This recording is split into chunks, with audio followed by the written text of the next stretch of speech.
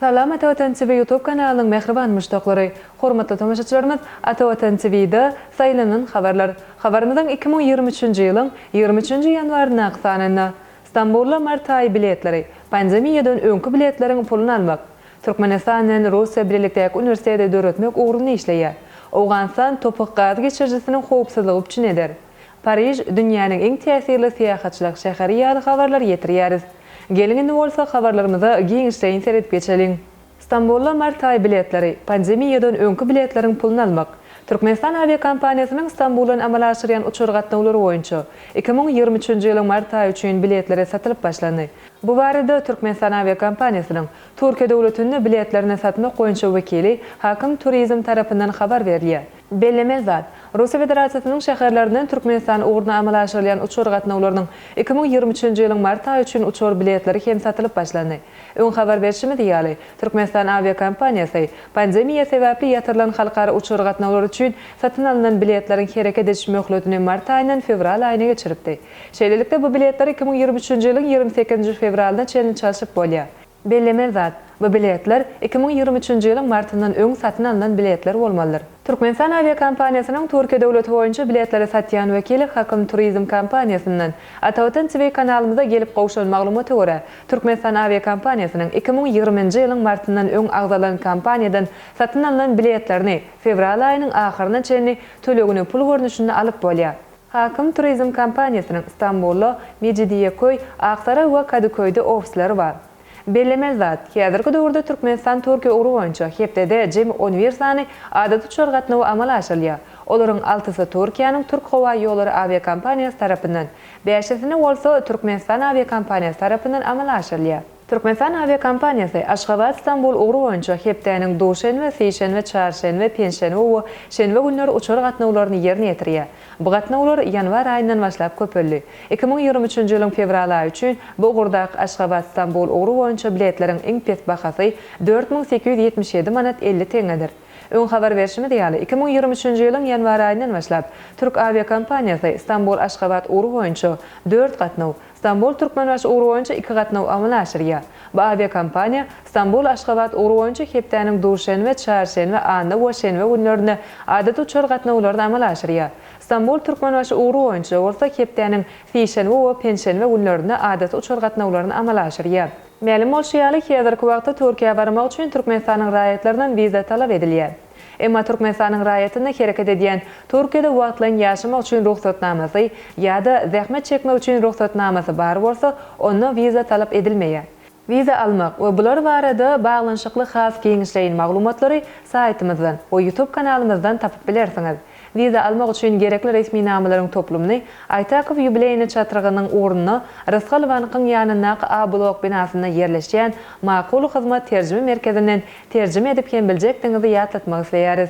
Habarlaşmak üçin 863 78 96 73 96 48 55 makulhyzmat@gmail.com. Türkmenistanyň Russiýa birlikdäki uniwersitetde döretmek ugruna işleýär.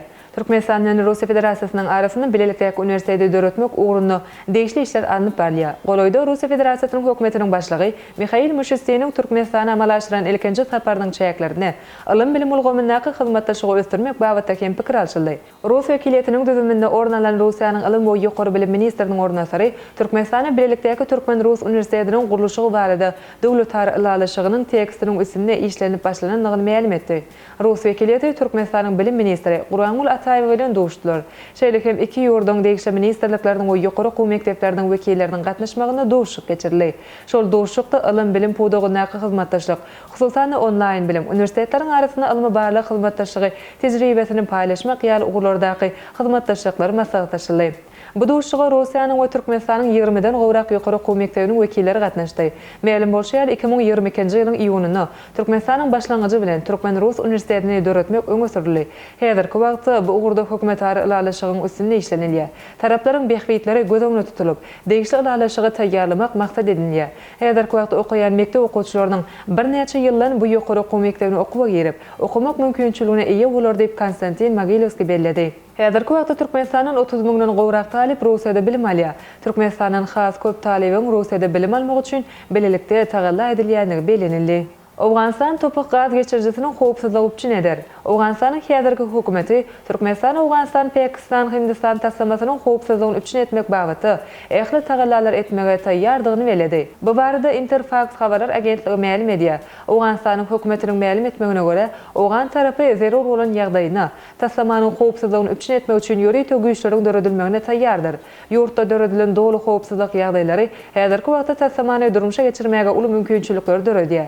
Sevgili döwletleriniň ykdysadyýety üçin beýwitli bolan taslamany durmuşa geçirmek, sevgili energetika howpsuzlygy babaty örenme möhümdir. Bu iri halkara gaz geçirjisi taslama Türkmenistanyň iň iri galkynyş gaz keninden başlaýar.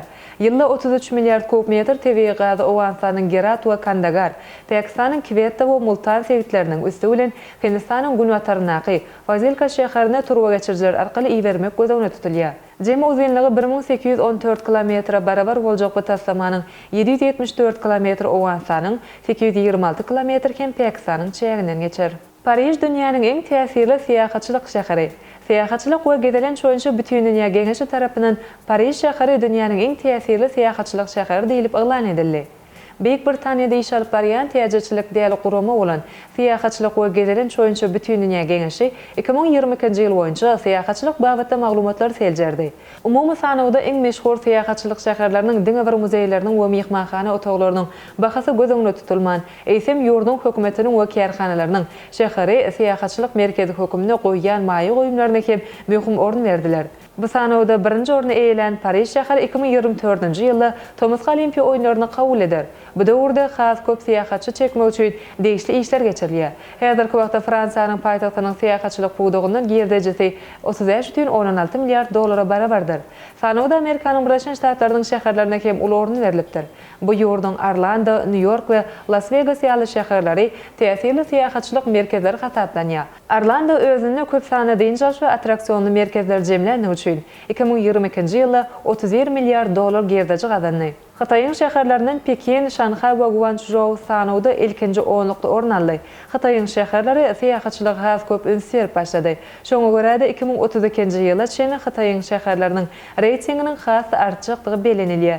2022-nji ýylyň iň täsirli syýahatçylyk şäheri: 1-nji Paris, Fransiýa; 2-nji Pekin, Xitay; 3-nji Orlando, Amerikanyň Birleşik Ştatlary; 4-nji Şanhay, Xitay; 5-nji Las Vegas, Amerikanyň Birleşik Ştatlary; 6-njy New York, Amerikanyň Birleşik Ştatlary; 7-nji Tokio, Yaponiýa; 8-nji Mekka, Meksika; 9-njy London, Büyük Britaniýa; 10-njy Guangzhou, Xitay.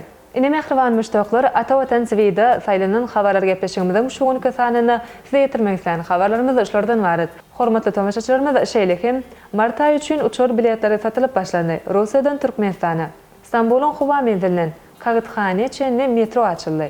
Birja täzelikleri Awgan telekeçiler dizel ýarňyjy aldy. Türkmenistana FAO-nyň hemişelik wekilhanasyny açmak meýilleşdirilýär. Halkara ösüş guramasy Türkmenistanyň milli tokoy maksatnamasyny gollaýan ýaly habarlary Atawatan Türkmenistan.com saýtymyzdan geňişleýän okap bilersiňiz. Gepleşigimizden endiki sanyna görüşýänçek hoşda bolun.